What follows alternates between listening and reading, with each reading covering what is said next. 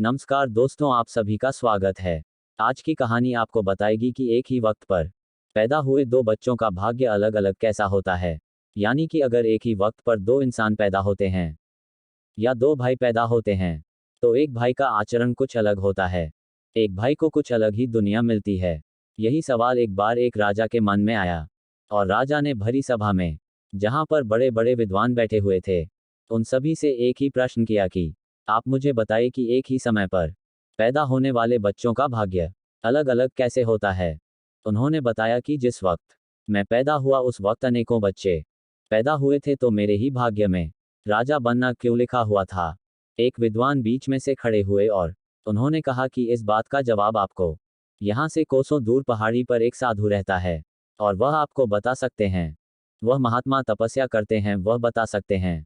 अब राजा की मन में उत्सुकता थी सब कुछ जानने के बारे में, और राजा वहां चले गए और उन्होंने देखा कि वह महात्मा आग में से अंगार को पकड़कर खा रहे हैं। तो उन्होंने सवाल किया कि महात्मा जी, मैं आपसे पूछना चाहता हूं कि एक ही वक्त पर पैदा हुए बच्चों का भाग्य अलग अलग कैसे होता है। तो उन्होंने उस पर गुस्सा किया और बोले, चले जाओ यहाँ से, जो पास में झरना बह रहा है वहां पर तुम्हें एक महात्मा मिलेंगे, उनसे तुम ये सवाल पूछ लेना।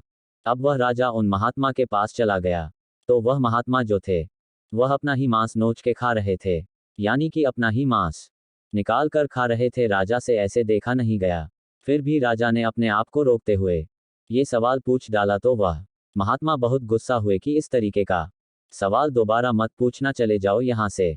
बगल के गांव में एक बच्चा है 4-5 साल का और वह मरने वाला है, तो तुम्हें बता सकता है। राजा के मन में उत्सुकता थी जानने की, क्योंकि सवाल बहुत जबरदस्त था। तो राजा उस बच्चे के पास चला गया और उस बच्चे के माता पिता सभी वहां बैठे हुए थे।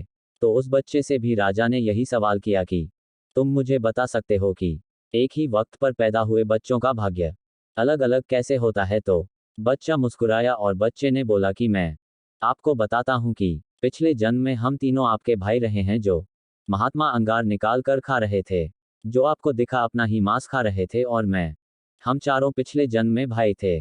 और जंगल में एक बार हमने रोटियां बनाई थी।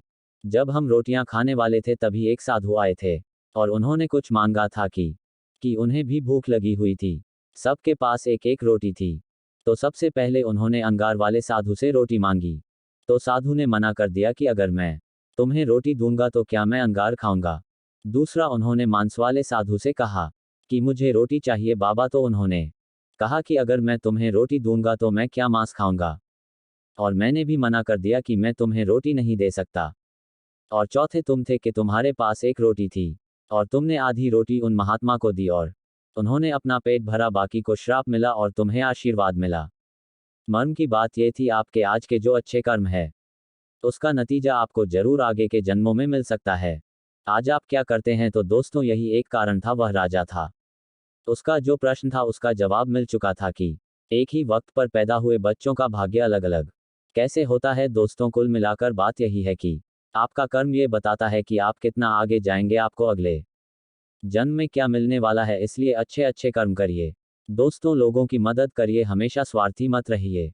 दोस्तों, मुझे उम्मीद है कि यह कहानी आपको अच्छी लगी होगी। दोस्तों, अगर आप चाहते हो कि आपको और भी कहानियां मिले तो आप बिल्कुल सही जगह पर हो। यहाँ पर आपको मोटिवेशन से भरपूर कहानियों का संग्रह मिलेगा, जो कि आपको दिन ब दिन लाइफ में आगे बढ़ने की प्रेरणा देगा और आपको असीमित ऊर्जा से भर देगा। दोस्तों, इस कहानी को पढ़ने के लिए और अपना अमूल्य और बेशकीमती समय देने के लिए दिल से आपका शुक्रिया।